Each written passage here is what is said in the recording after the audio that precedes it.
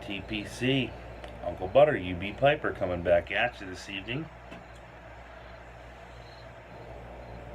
with another Gadsden flag backed VR. This time around, it's to Chris over at Scotch and Pipes. Now, Chris, I gotta tell you, I love this question because it's an easy answer for me. And the question was, what's my definition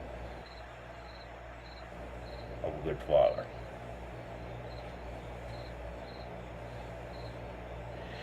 It's kind of ironic because I'm out of my little hanging brandy basket, whatever they call them. I'm smoking some Grey Ghost. And speaking of ghosts, my brother from another mother gave me this, so shout out to Sean, the Billy Ghost Cop, Deputy Mayor of the YTBC. Well, Chris, my definition is pretty simple. Anyone that was like my dad would be a wonderful father. And I think it kind of hinges on four points, basically. The first point is a good father needs to be kind, first of all, first and foremost. My father never said a disparaging word to me. I would, always go places and, hear all the good things he would say about me when he wasn't around. And if he did say anything disparaging to me or about me, I never heard it. It wasn't even disparaging when he said it directly to me. It was more of a moment of discipline or whatever. He was very, very kind and very even-keeled and fair. And I think a lot of parents are not. I think you hear a lot of parents that are moaning and complaining about their children and the responsibility of having children or, whatever. And I don't think that's terribly appropriate, Chris. I really don't. I don't think that's, something that you should do. I mean, you yourself are a father of 6, you've got a lot of personalities and whatnot in those children, and they're all going to grow up, obviously, as a unit.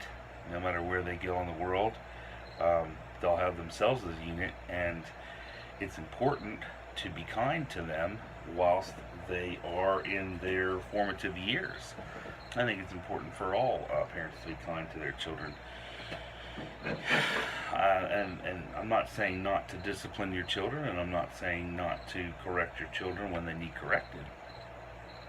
But I am saying be kind about it. Kind. So, my father was very kind. I think any father that's worth his salt is also kind. The second point is I believe that a father should be compassionate. I think a lot of times that kind and compassionate kind of go hand in hand, or maybe the definitions get confused, but I really think that compassion is definitely a feeling and an emotion that you either really have or you just kind of don't. Compassion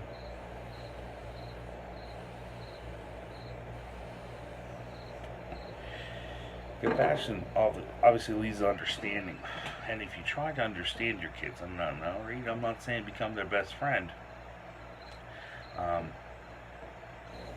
If you are compassionate toward them, they will grow a charitable heart. They will understand that you need to be helpful in the world, and if you're compassionate and helpful, the next logical step is you can be helpful. I was just recently listening to an interview with Fred Rogers, Mr. Rogers' Neighborhood, a fellow Pennsylvanian, police at the end.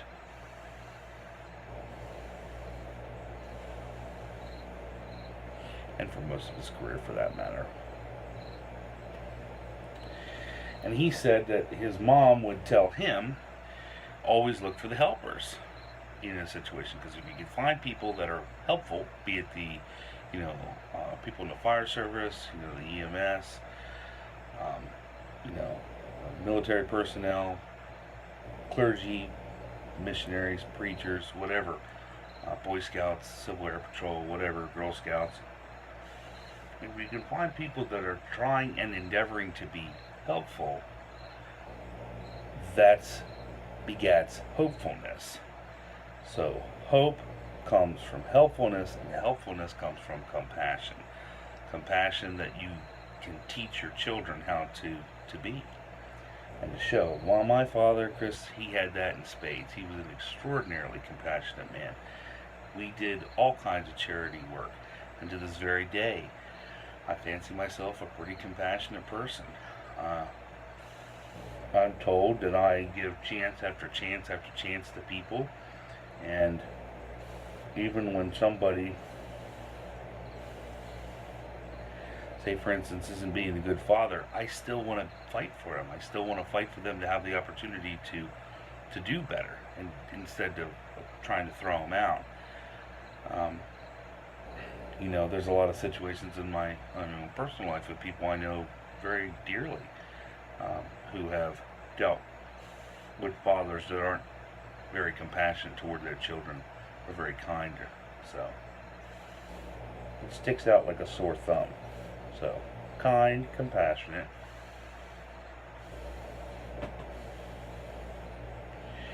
I think it's also important to be emotionally accessible as a father.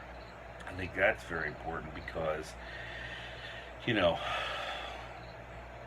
a lot of fathers aren't. They are too interested in their own lives and their own fortunes and their own, sacred honors and whatnot to try to take the time to communicate with their children and try to honestly communicate with them, telling them how they feel about a particular subject, letting that child tell them how they feel about that situation. And instead of being despotic with them or tyrannical, they are accessible. No, you can't have this toy because of these reasons. That's not no forever, that's no for now. Instead of, this is the way it is, you better get your ass in line, you better not do this, I want to beat your butt to the next century, whatever. Well, some men, some fathers show their emotional accessibility different ways, I believe, Chris. And I think one of those ways is, one of the easiest ways is just to say, I love you. I love you, son. I love you, daughter.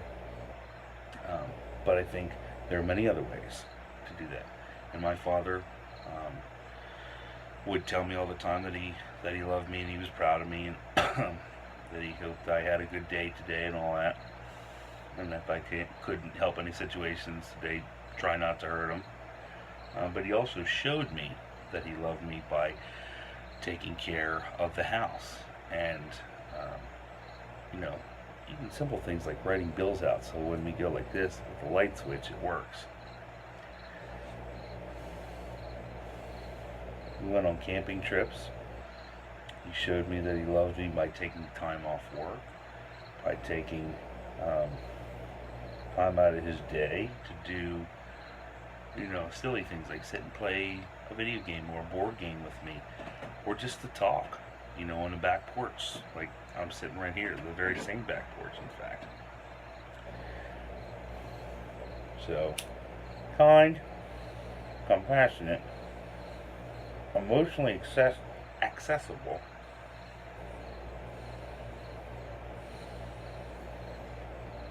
but I think the thing that trumps everything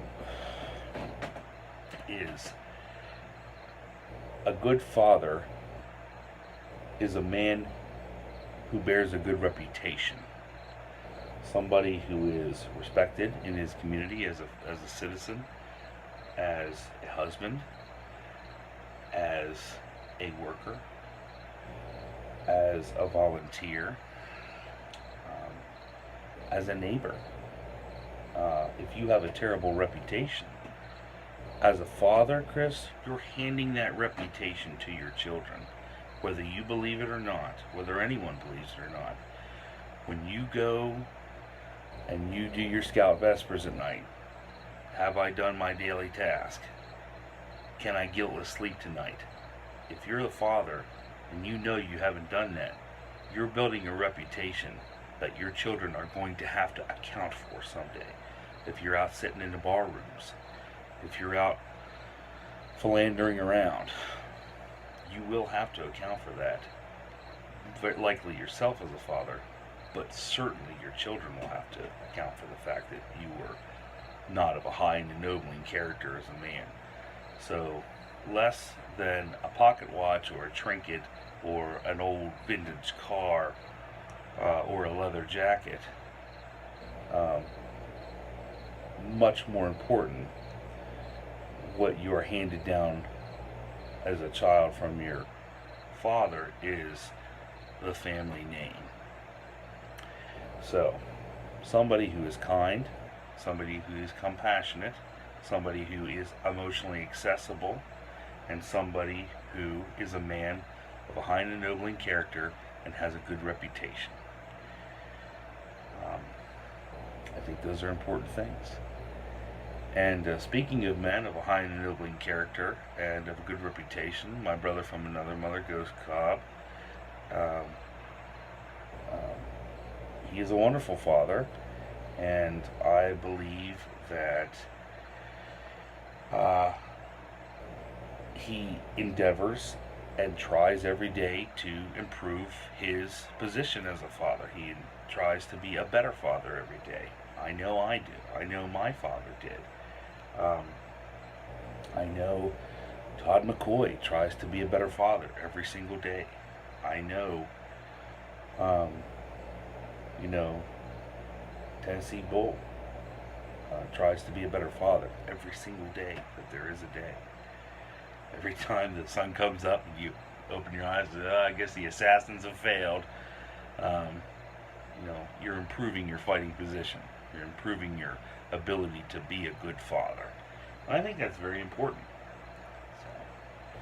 So, there's no sense being draconian in your parenting skills, Chris, because it's not going to teach them anything other than to view you as the enemy and not as the mentor. And you also don't need to be biologically related to someone to have them be a father unto you. My boss, who passed away in December, Dan Hammett, was very much a father to me. He taught me things that my own biological father, Reverend Charles E. Falk Jr., never could possibly teach me.